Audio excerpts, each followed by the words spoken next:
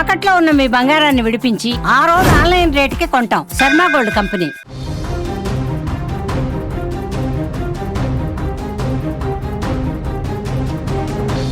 Saudi అరేబియాలో జరిగిన ఘోర రోడ్డు ప్రమాదంలో హైదరాబాద్కు చెందిన 18 మంది దుర్మరణం పాలయ్యారు. మృతులంతా మల్లేపల్లిలోని బజార్ ఘాట్ ప్రాంతానికి చెందిన వారుగా గుర్తించారు.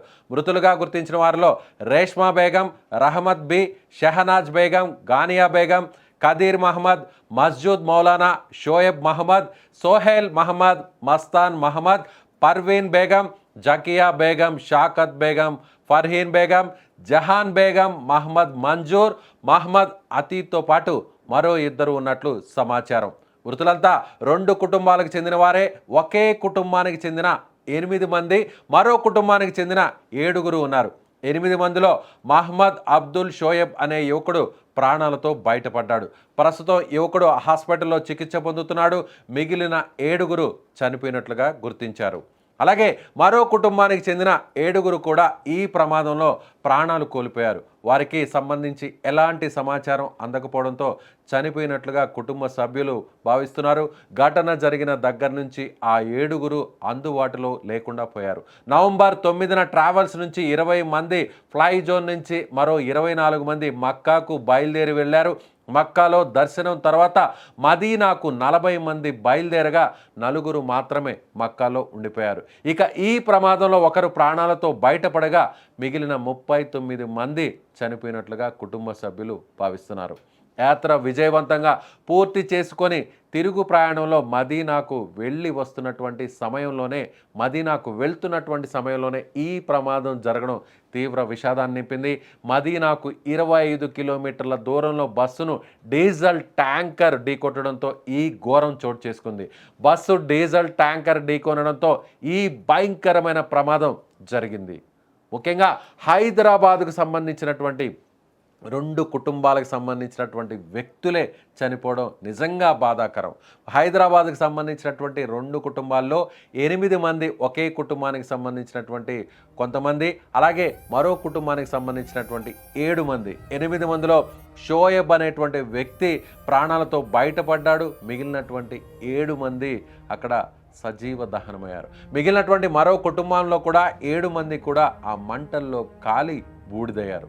సో ముఖ్యంగా మహిళలు కూడా, పురుషులతో పాటు మహిళలు కూడా ఈ ప్రమాదంలో చనిపోయినట్టుగా తెలుస్తుంది. మీరు స్క్రీన్ మీద చూడొచ్చు. సో హైదరాబాద్ నుంచి మక్కాకు వెళ్ళి మక్కాలో సందర్శన పూర్తి చేసుకున్న తర్వాత అక్కడ తిరుగు ప్రయాణంలో మదీనాకు వెళ్తున్నటువంటి వారు ఈ విధంగా చనిపోయారు. మీరు అక్కడ స్క్రీన్ మీద ఆ డిఫర్డ్ విజువల్ చూడొచ్చు. ఏ విధంగా డీజిల్ ట్యాంకర్ని ఆ బస్సు ఢీ కొట్టిన తర్వాత వచ్చినటువంటి అగ్ని కీలకులు ఏ విధంగా ఆ రాత్రి సమయంలో ఆ విధంగా అక్కడ మంటలు ఎలా వ్యాప్తి చెందుతున్నాయో మీరు ఒక్కసారిగా స్క్రీన్ మీద చూడొచ్చు. అదేవిధంగా చనిపోయినటువంటి వారు, ముఖ్యంగా చనిపోయినటువంటి మహిళల ఫొటోస్ కూడా మీరు చూడవచ్చు. హైదరాబాద్కి సంబంధించినటువంటి 2 కుటుంబాలు ఈ ప్రమాదంలో చనిపోవడం, కుటుంబానికి సంబంధించినటువంటి మొత్తం అందరు వ్యక్తులు కూడా చనిపోవడం, అందులో కేవలం ఒక వ్యక్తి మాత్రమే ప్రాణాలతో బయటపడ్డాడు. సో ప్రాణాలతో బయటపడినటువంటి వ్యక్తి షోయబ్. మీరు స్క్రీన్ మీద చూడొచ్చు. ప్రమాదంలో స్వల్ప గాయాలతో బయటపడినటువంటి షోయబ్ ఒకే కుటుంబానికి సంబంధించినటువంటి 8 మంది వెళితే అందులో షోయబ్ ఒక్కడే ప్రాణాలతో బయటపడ్డాడు. మిగిలినటువంటి 7 మంది కూడా చనిపోయారు. వీళ్ళంతా హైదరాబాద్కి సంబంధించినటువంటి మల్లేపల్లికి సంబంధించినటువంటి వ్యక్తులు. సో నిజంగా వీరందరూ కూడా ఈ నెల 9వ తారీఖున ఎంతో సంతోషంగా వెళ్ళారు. పవిత్రమైనటువంటి మక్కా మదీనా సందర్శనకు వెళ్ళినటువంటి ఈ కుటుంబాలు, 2 కుటుంబాలు కూడా ఇప్పుడు కుటుంబంలో ఉన్నటువంటి అందరినీ కోల్పోవడంతో, సర్వస్వం కోల్పోవడంతో ఇప్పుడు ఆ కుటుంబానికి సంబంధించిన వారెవ్వరు కూడా మిగలకపోవడంతో సో కుటుంబ సభ్యులు, బంధువులందరూ కూడా ఇప్పుడు శోక సముద్రంలో మునిగిపోయారు. ఓ కుటుంబానికి సంబంధించినటువంటి సమాచారం ఇప్పటి వరకు కూడా రాకపోవడంతో ఆ కుటుంబంలో ఉన్న 7 మంది కూడా చనిపోయి ఉంటారని సో ఇక్కడ ఉన్నటువంటి హైదరాబాద్లో ఉన్నటువంటి తోటి బంధువులు, సహచరులు, మిత్రులందరూ కూడా భావిస్తున్నారు. ప్రస్తుతం వారికి సంబంధించినటువంటి ఎలాంటి ఇన్ఫర్మేషన్ లేకపోవడంతో, వాళ్ళ మొబైల్స్ ఫోన్స్ పనిచేయకపోవడంతో, వాళ్ళ దగ్గర నుంచి క్షేమ సమాచారం రాకపోవడంతో వాళ్ళు కూడా చనిపోయి ఉంటారని సో ఇక్కడ ఉన్నటువంటి బంధువులు అయితే చెప్తున్నారు. సో ప్రస్తుతం బస్సులో ఉన్నటువంటి 38 మంది, సో 40 మందికి పైగా ప్రయాణిస్తున్నారు. అందులో బస్సు డ్రైవర్ షోయబ్ అనేటువంటి హైదరాబాద్కి సంబంధించినటువంటి వ్యక్తి, వీరిద్దరు మాత్రమే ప్రాణాలతో బయటపడినట్టుగా తెలుస్తోంది. సో ప్రమాదానికి గల కారణాలు పూర్తిగా తెలియాల్సినటువంటి పరిస్థితి. దీనికి సంబంధించి కూడా ఇప్పటికే విచారణ చేపట్టింది అక్కడ సౌదీ ప్రభుత్వం. సో ప్రమాదం ఏ విధంగా జరిగింది అనేటువంటి సమాచారాన్ని కూడా సీసీటీవీ ఫుటేజ్, అక్కడ ఉన్నటువంటి స్థానికులు, అలాగే బస్సు డ్రైవర్ను కూడా విచారిస్తున్నారు. ముఖ్యంగా ఇలాంటి ఘటన, సో బస్సు ప్రమాదం జరగడం, ఆ బస్సు నేరుగా డీజిల్ ట్యాంకర్ని ఎలా ఢీకొట్టింది, ముందు నుంచి వెళ్తున్నటువంటి బస్సుని ట్యాంకర్ వెనక నుంచి వచ్చి ఢీకొట్టిందా, లేదంటే ముందు వైపుగా వెళ్తున్నటువంటి డీజిల్ ట్యాంకర్ను వెనక వైపు నుంచి వస్తున్నటువంటి బస్సు ఢీకొట్టినట్టుగా ప్రస్తుతానికైతే మాత్రం సమాచారం అవుతుంది. స్క్రీన్ మీద మీరు ఆ డిఫర్డ్ విజువల్ను కూడా మీరు ఒకసారి చూడొచ్చు. ఒక్కసారిగా ఆ ట్యాంకర్ బోల్తా పడినటువంటి దృశ్యాలు మీకు అక్కడ కనిపిస్తున్నాయి. పక్కన మీకు స్క్రీన్ మీద చూడొచ్చు, కుడివైపున బస్సు పూర్తిగా కాలిపోయినటువంటి ఆ ఫోటో కూడా మీరు ఆ ఇమేజ్ను కూడా చూడొచ్చు. బస్సు పైకి ట్యాంకర్ కూడా పైకి ఉన్నటువంటి దృశ్యాలు మనకు కనిపిస్తున్నాయి. సో అక్కడ మంటల్లో పూర్తిగా కాలి బూడిదైనటువంటి పరిస్థితులు అక్కడ చాలా స్పష్టంగా మనకు కనిపిస్తున్నాయి. చనిపోయిన వారిలో ఎక్కువ మంది మహిళలే ఉన్నట్టుగా తెలుస్తుంది. వీరందరూ కూడా హైదరాబాద్కి సంబంధించినటువంటి వాస్తవ్యులు ఎక్కువగా ఉన్నట్టుగా తెలుస్తుంది. సో పూర్తి సమాచారం రావడానికి మరికొన్ని గంటల సమయం పట్టేటువంటి అవకాశం ఉంది. ఇప్పటికే తెలంగాణ ప్రభుత్వం అలాగే స్థానికంగా ఉన్నటువంటి పోలీసులు కూడా సహాయక చర్యలు ఏర్పాటు చేస్తున్నారు. ప్రత్యేకంగా కంట్రోల్ రూమ్ను కూడా ఏర్పాటు చేశారు. హైదరాబాద్కు సంబంధించినటువంటి వారి సమాచారాన్ని కూడా పూర్తి స్థాయిలో రాబట్టేటువంటి ప్రయత్నం చేస్తున్నారు. సో ఇక్కడున్నటువంటి తెలంగాణ ప్రభుత్వం మన భారతదేశానికి సంబంధించినటువంటి విదేశాంగ శాఖతో కూడా అక్కడ ఉన్నటువంటి సౌదీ ప్రభుత్వానికి సంబంధించినటువంటి అధికారులతో కూడా మాట్లాడుతున్నారు.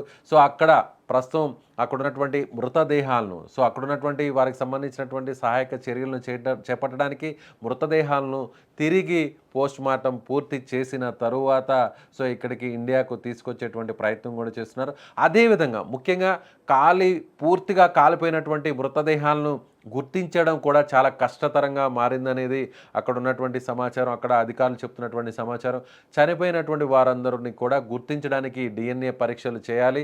సో వీరిని డిఎన్ఏ పరీక్షల్ని ఎలా చేయాలనేది, అంటే ఇక్కడ ఉన్నటువంటి హైదరాబాద్లో ఉన్నటువంటి వారి మిగిలినటువంటి కుటుంబ సభ్యుల నుంచి ఆ సమాచారాన్ని, ఆ పరీక్షలను నిర్వహించి ఆ డేటాను కలెక్ట్ చేస్తారా ఏంటి అనేది కూడా మరికొన్ని గంటల్లో కూడా ఒక స్పష్టత వచ్చేటువంటి అవకాశం ఉంది. ఒకవేళ పూర్తిగా మంటల్లో పూర్తిగా కాలిపోయి ఉంటే, సో ఆ మృతదేహాల్ని గుర్తుపట్టలేని విధంగా ఉంటే మాత్రం ఖచ్చితంగా ఇక్కడి నుంచి ఆ కుటుంబ సభ్యులను, వాళ్ళ బంధువులను అక్కడికి దగ్గరగా ఉన్నటువంటి రక్త సంబంధికులను అక్కడికి పంపించి వారి ద్వారా డిఎన్ఏ టెస్టులను చేసేటువంటి అవకాశం ఉంది. లేదంటే ఇక్కడి నుంచి కొన్ని నమూనాలను సేకరించి సౌదీకి పంపించేటువంటి పరిస్థితులు ఉంటాయి. సో ఇదంతా పూర్తవడానికి కొన్ని రోజుల సమయం పట్టేటువంటి అవకాశం ఉంది.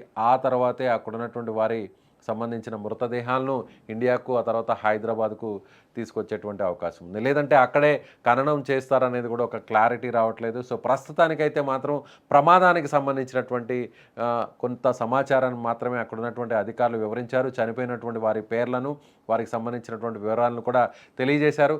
ఇందులో మన హైదరాబాద్కి సంబంధించినటువంటి ఒక కుటుంబంలోని షోయబ్ అనేటువంటి ఒక వ్యక్తి మాత్రమే ప్రాణాలతో బయటపడ్డాడు. సో ఆ వ్యక్తి ఇచ్చేటువంటి సమాచారం మేరకు మిగిలినటువంటి తదుపరి కార్యక్రమాన్ని కూడా అధికారులు పూర్తి చేసేటువంటి అవకాశం ఉంది. ఇటీవల వరుసగా జరుగుతున్నటువంటి ప్రమాదాలు తెలుగు రాష్ట్రాల్లో, అటు కర్నూలు ప్రమాదం, ఆ తర్వాత తెలంగాణ పరిధిలో ఉన్నటువంటి చేవెళ్లలో జరిగినటువంటి ప్రమాదం, ఆ తర్వాత మహారాష్ట్రలో జరిగినటువంటి ప్రమాదం, ఇలా వరుస ప్రమాదాలు చాలామంది అందులో ప్రయాణిస్తున్నటువంటి ప్రయాణికులను బలిగొంటున్నటువంటి పరిస్థితులు మనం చూసాం. సో మీరేమనుకుంటున్నారు? ఎంతో సంతోషంగా పవిత్రంగా వెళ్ళి అక్కడ మక్కా సందర్శనను పూర్తి చేసుకొని మదీనాకు వెళ్ళి తిరుగు ప్రయాణం కావాల్సినటువంటి వీరందరూ కూడా, ఈ రెండు కుటుంబాలు కూడా ఇలా అగ్ని కీలకల్లో, ఇలా మంటల్లో చిక్కుకొని ప్రాణాలు పోగొట్టుకోవడం నిజంగా బాధాకరం.